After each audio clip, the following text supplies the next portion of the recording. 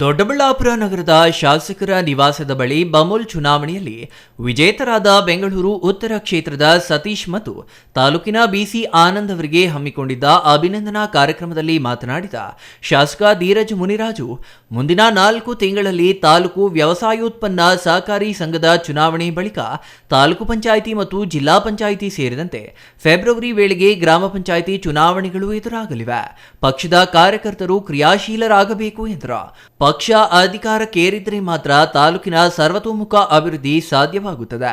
ಚುನಾವಣಾ ವಿಷಯದಲ್ಲಿ ನೇರವಾಗಿ ಹೋರಾಟ ಮಾಡುವ ಮನೋಭಾವ ಅಗತ್ಯವಾಗಿದೆ. ಪ್ರತಿ ಚುನಾವಣೆಯನ್ನ ಸೀರಿಯಸ್ ಆಗಿಯೇ ಪರಿಗಣಿಸುತ್ತೇನೆ. ಕಾರ್ಯಕರ್ತರಿಗೆ ಅಧಿಕಾರ ಸಿಗಬೇಕಾದರೆ ಮುಖಂಡರು ಸೂಕ್ತ ಮಾರ್ಗದರ್ಶನ ನೀಡಬೇಕು.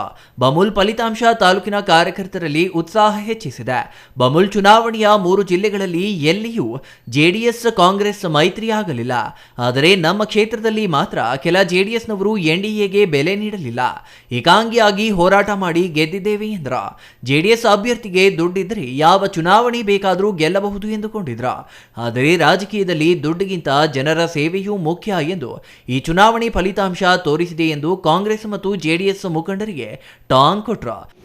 ಏನಿವತ್ತು 3-4 ಲಕ್ಷ 5 ಲಕ್ಷ ತಗೊಂಡು ನೀವು ಬಿಜೆಪಿ ಬುಕ್ ಆಗಿದ್ರಿ, ಆ 25 ಜನ ನಿಮಗೆ ಮಾನ ಮರ್ಯಾದೆ ಇದ್ರೆ ಅವ್ರು ದುಡ್ಡು ವಾಪಸ್ ಕೊಟ್ಟು ಕಳಿಸಿ. ನಮ್ಮ ಶಾಸಕರವ್ರೆ, ನಾವಿದ್ದೀವಿ, ನಮ್ಮ ಹತ್ರನೇ ಬಡದಾಡ್ರಿ, ನಾವೇ ಕೊಡ್ತೀವಿ, ನಾವೇ ಮಾಡ್ತೀವಿ.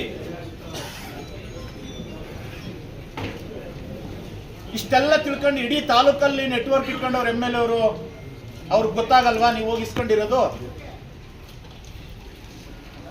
ಅಷ್ಟೋ ಇಷ್ಟೋ ಅವ್ರ ಕೆಳಗಡೆ 2 ಸೆಕೆಂಡ್ ಲೈನಲ್ಲಿ ನಮಗೂ ಒಂದಿಷ್ಟು ನೆಟ್ವರ್ಕ್, ನಮ್ಮ ಸೆಕ್ರೆಟರಿಗಳವರೇ, ಹಾಲು ಉತ್ಪಾದಕರವರೇ, ಮೊದಲನೇದಾಗಿ ನಾನು ಇವತ್ತೇನಾದ್ರೂ ನಿಮ್ಮ ಪಾದಗಳಿಗೆ ನಮಸ್ಕಾರ ಹಾಕ್ಬೇಕಂದ್ರೆ ಮುಖಂಡರುಗಳಿಗೆ ಹಾಕ್ಬೇಕು.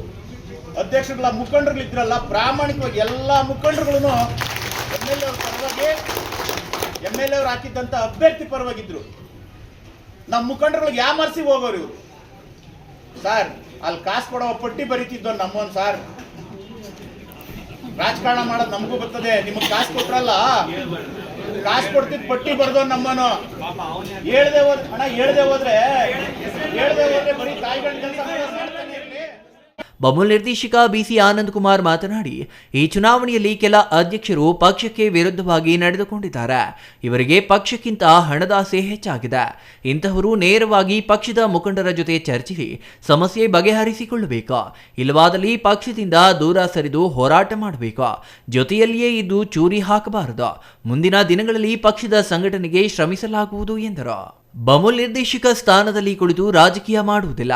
ತಾಲೂಕಿನ ಎಲ್ಲಾ ರೈತರು ನನಗೆ ಒಂದೇ ಆಗಿರುತ್ತಾರೆ. ಹಾಗಾಗಿ ಸಹಕಾರಿ ಕ್ಷೇತ್ರದಲ್ಲಿ ನಾನು ರಾಜಕೀಯ ಬೆರೆಸೋದಿಲ್ಲ. ನಿಷ್ಪಕ್ಷಪಾತವಾಗಿ ಕರ್ತವ್ಯ ನಿರ್ವಹಿಸುತ್ತೇನೆ ಎಂದರು. Mahesh, CTV news, Doddaballapura.